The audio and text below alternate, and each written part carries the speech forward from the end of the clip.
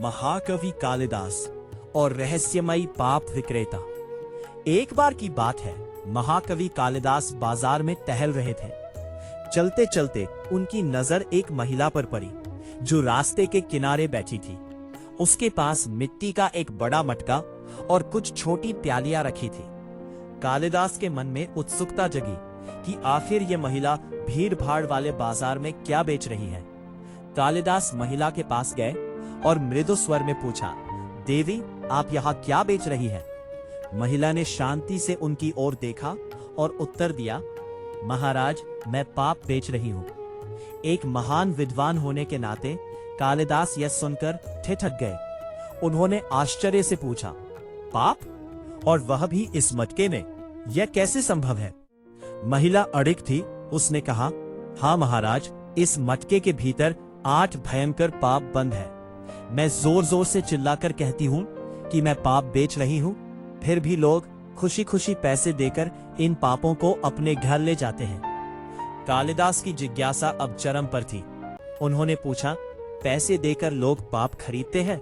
आखिर इस मटके में वो कौन से 8 पाप हैं जिनके बारे में तुम बात कर रही हो?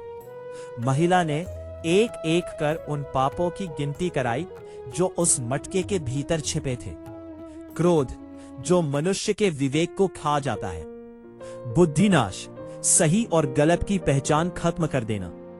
यश का नाश, वर्षों की कमाई इज्जत को एक पल में मिट्टी में मिलाना। अत्याचार, परिवार, स्त्री और बच्चों के साथ अन्याय और हिंसा। चोरी, अपनी जरूरतों के लिए गलत मार्ग चुनना। असत्य, झूठ और दुराचार के दलदल में फंसना। पुण्य का नाश, जीवन भर की अच्छाइयों को समाप्त कर देना। स्वास्थ्य का नाश, शरीर को बीमारियों का घर बना लेना। कालिदास अचंभित थे।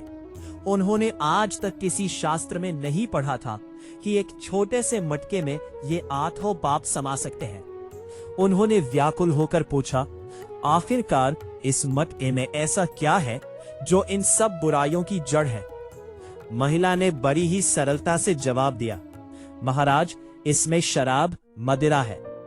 कालिदास उस महिला की स्पष्टवादिता और उसकी बुद्धिमानी देखकर गदगद हो गए।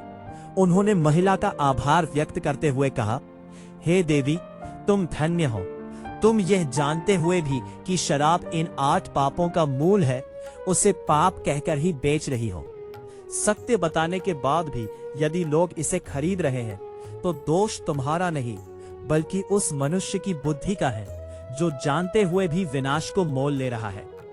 यह कहानी हमें बताती है कि बुराई कभी छुपकर नहीं आती, वह अक्सर हमारे सामने अपना असली चेहरा लेकर खड़ी होती है।